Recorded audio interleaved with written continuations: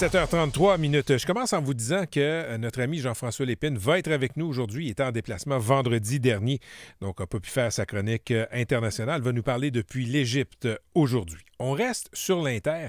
Nos relations avec les États-Unis, on le sait, ne sont pas faciles. Et je dois dire, quand il y a eu ces débuts de mouvement de boycottage au Québec, au Canada, des gens qui disaient, moi, j'achèterai plus de légumes, de fruits américains, je me désabonne de telle plateforme, etc. J'avais des doutes parce que c'est rare que ça fonctionne, les boycotts, mais on dirait que ça fonctionne. Et donc, mea culpa, dans ce cas-ci, ça dure dans le temps. Et il y avait une histoire là, dans les médias canadiens anglais ces derniers temps, un chirurgien cardiaque d'Ottawa qui avait une job en Californie, dans un centre hospitalier là-bas, qui a décidé de ne pas y aller. C'est un exemple à petite échelle, mais quand vous prenez tous ces petits exemples, vous vous ramassez avec des statistiques qui frappent. Dans le magazine Newsweek, en fin de semaine, là, on a vu que les vols réservés au Canada vers les États-Unis ont chuté de 70 % si on compare les débuts d'année 2024 à début d'année 2025. Ce qui m'amène, on va continuer à parler de voyages. Il y a des voyages scolaires qui s'effectuent aux États-Unis. Beaucoup de parents, beaucoup d'administrateurs scolaires, de profs qui se disent « C'est une bonne idée. On devrait-tu, cette année, faire le voyage à New York, à Boston? » Et il y en a qui y vont, il y en a qui y vont pas. J'accueille en studio David Chouanière, qui est directeur adjoint du collège Mont-Sacré-Cœur de Granby, et aussi Maya Cholette-Tétrault, les mères de 2 élèves qui fréquentent l'école Robert-Gravel à Montréal. Bonjour à vous deux. Bonjour. Merci d'être là. Je commence avec vous, M. Chouanière. Vous êtes directeur adjoint d'un collège. Et là, il y a un voyage annuel, je pense, pour les secondaires 4 et 5, New York et Boston. Ça a été annulé cette année. Exactement. Pourquoi? En fait, un peu comme la majorité des gens, on a tenu compte de la situation. On s'est rendu compte que les menaces tarifaires qui étaient dirigées vers notre pays, il s'est créé un mouvement de solidarité et ça devenait un peu contradictoire d'amener des élèves faire du tourisme dans un pays qui était ouvertement menaçant. Hostile au Canada. Absolument. Qui a levé la main le premier pour dire ça n'a pas de sens qu'on garde le cap et qu'on aille aux États-Unis avec les élèves cette année? En fait, c'est que les choses se passent tellement rapidement que c'est comme si on a de la difficulté à croire que ça arrive parce que finalement, en tout cas, si je reprends le voyage à New York, à notre école, c'est là depuis toujours. Moi, j'ai fréquenté l'école où je suis directeur, puis j'ai fait ce voyage en secondaire 4. C'est vraiment une tradition. C'est vraiment une tradition. Les jeunes, ils l'attendent. Donc, c'est normal qu'on ait là-bas. Et de le mettre, de penser le suspendre, c'est quand même quelque chose qui était gros.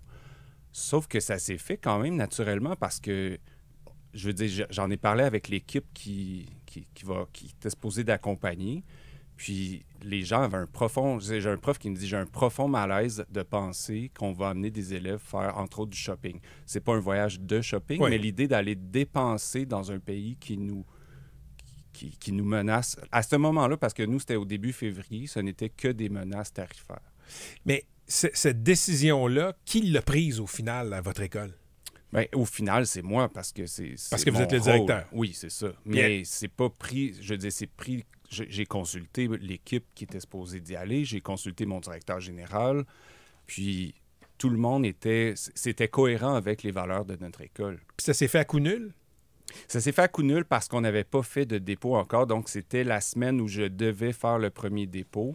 Donc, c'était un peu là l'urgence de prendre une décision. Moi, c'était vraiment important de mettre les élèves dans le coup. J'avais besoin qu'ils comprennent que ce n'était pas une punition contre eux. En fait, c'est aucunement contre eux. C'est vraiment pour pour prendre en compte la situation. Puis comment ils ont réagi, les élèves? Parce que c'est quelque chose qu'ils attendent.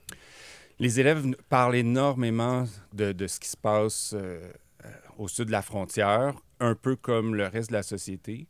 Et les adolescents, du fait qu'ils sont adolescents, ils ont un esprit de contestation très fort. Donc, quand on leur met sur un plateau... Hey, nous autres aussi, on peut contester. Nous autres aussi, on peut décider de mettre notre petit bloc là-dedans et on peut détourner comme ça parce que nous autres, il y avait 100 élèves qui y allaient. Donc, 100 personnes qui décident plus y aller, bien, ça a un impact de plusieurs dizaines de milliers de dollars. OK, je me tourne maintenant vers une mère qui, elle, conteste l'idée, le projet de l'école de ses 2 enfants d'aller en voyage aux États-Unis. Maya Chalette-Tétrault, vous avez 2 enfants à l'école Robert Gravel de Montréal. Le voyage américain, c'est quoi?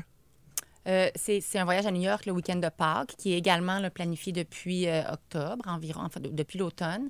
Et puis, nous, il y a un groupe de parents qui nous posent la question. En fait, au même moment où M. Chouanière a pris la décision d'annuler son voyage, nous, on a contacté la direction de l'école.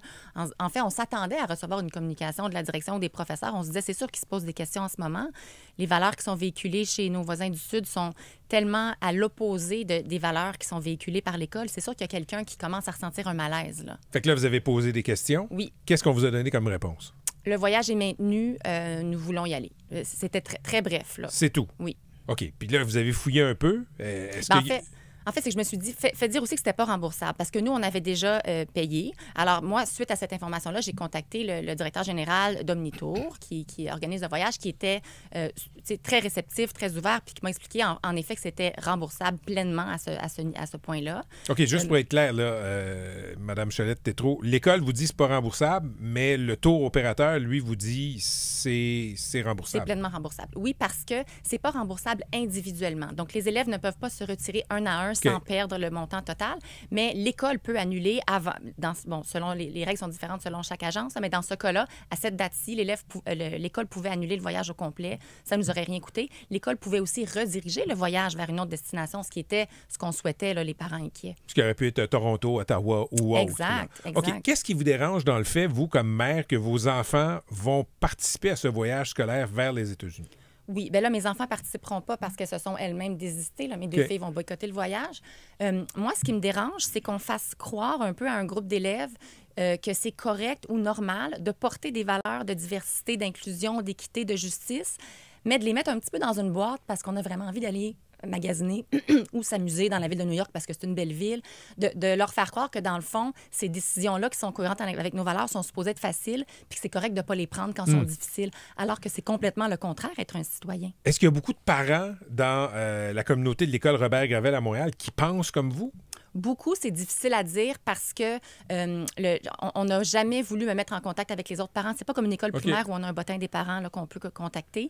Donc, il y en a certainement, je vous dirais une dizaine avec qui je suis en contact, mais les autres parents, je les connais pas. OK, je reviens à vous, David Chouanière. Là, je rappelle que vous êtes directeur adjoint du collège Mont-Sacré-Cœur à Granby. Est-ce qu'il y a des parents qui ont protesté, qui ont dit non, on aurait voulu que nos enfants y aillent? Non. En fait, j'ai quelques parents qui m'ont écrit.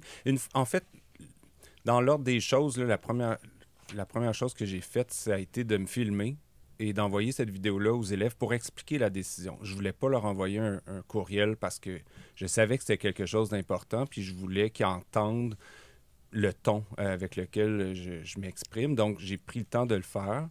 Puis après ça, j'ai envoyé une communication aux parents expliquant la décision de l'école. Après ça, tout le monde pouvait répondre. J'avais envoyé un formulaire à savoir, est-ce que c'est le montant que vous aviez prévu donner pour le voyage, est-ce qu'il est disponible encore si on fait un autre voyage, mais au Canada? Et, je veux dire, c'était un des moyens que les parents pouvaient écrire. Je veux dire, les parents ont aussi mon courriel, là, s'ils veulent m'écrire, ils ne se gênent pas. J'ai eu vraiment très peu de parents, puis les quelques parents qui m'ont écrit, ils étaient déçus, mais ils sont déçus de ce qui se passe, pas nécessairement déçus de la décision. Puis là, est-ce que les jeunes de secondaire 4 et 5 à votre école, M. Chouanière, vont aller ailleurs? En fait, on leur a proposé du ailleurs. Il faut savoir qu'à l'école Toronto, on le fait en secondaire 3, donc d'y retourner 2 années d'affilée, c'est pas quelque chose qui est vraiment intéressant. On a fait d'autres propositions qui ont pas exactement eu assez de monde pour qu'on puisse aller de l'avant. Donc il n'y a pas de voyage cette année? Bien, en fait, il y en a, mais il y a un exemple, dans 2 semaines, les secondaires 5 vont à Montréal, mais c'est un voyage qui était déjà prévu. Ouais. Donc, les élèves peuvent s'inscrire à autre chose. Montréal, c'est excitant, mais quand t'as disons 16-17 ans, ça peut être moins excitant que Boston ou New York. Ah, ça, c'est certain. Mais en secondaire 5, ce que les élèves recherchent beaucoup, pas uniquement, mais c'est l'esprit de gang. C'est le fait de découcher 2 nuits, c'est le fait d'aller, tout le monde, on va au resto, on se couche tard, on visite. Puis pour vrai, le voyage à Montréal va être très intéressant. OK. Bien, écoutez, on vous le souhaite. Dernière question, je conclus avec vous, Maya Chalette-Tétrault. Le Centre de services scolaires de Montréal nous a donné une réponse. Et ce qu'on dit, c'est que les parents, il y en a 37 sur 46 qui ont exprimé le souhait de maintenir le voyage aux États-Unis. En fait, le directeur a finalement, avec énormément de pression, on parle d'une dizaine de courriels et de au moins 5 appels téléphoniques, finalement été d'accord pour envoyer un sondage aux parents. Par contre, alors que ça lui avait été clairement expliqué là, qu'on pouvait réorganiser le voyage, l'agence de voyage était d'accord, il a choisi de ne pas présenter cette option-là, puis il a demandé aux parents, est-ce que vous voulez annuler le voyage ou maintenir le voyage? Puis là, il y a beaucoup de parents qui ont répondu maintenir. Puis ça, c'est quand même, ça fait un mois, la situation était beaucoup moins instable que maintenant. Puis beaucoup de ces parents-là m'ont dit à moi, si on avait eu l'option, par exemple, de faire un autre voyage, moi, j'aurais dit oui. Mais ça a été présenté à personne, vraiment en toute connaissance de cause. Et ce que le directeur me dit, c'est que c'est parce que les professeurs ne veulent pas aller ailleurs. Eux veulent aller à New York. Bon, mais écoutez, on va suivre ça avec intérêt. Je le souligne, là, vous n'êtes pas, vous deux, vous n'êtes pas les seules personnes à s'être manifestées, disons, contre ces voyages. Il y en a un peu partout au Québec. Certains ont été maintenus, certains ont été annulés, mais ça montre à quel point l'influence de Donald Trump, de ses politiques, dépasse très largement les frontières des États-Unis. Puis ça dépasse aussi, disons, nos leaders économiques, nos leaders politiques. Ça touche aussi la vie des communautés comme ça. Merci d'être venu expliquer tout ça à nos auditeurs. Je rappelle que vous êtes David Chouanière, directeur adjoint du collège Mont-Sacré-Cœur à Granby, et aussi maman de 2 enfants de l'école Robert-Gravel, Maya Chalette-Tétrault. Merci à vous deux. Bonne chance pour la suite et bon voyage si ça se trouve.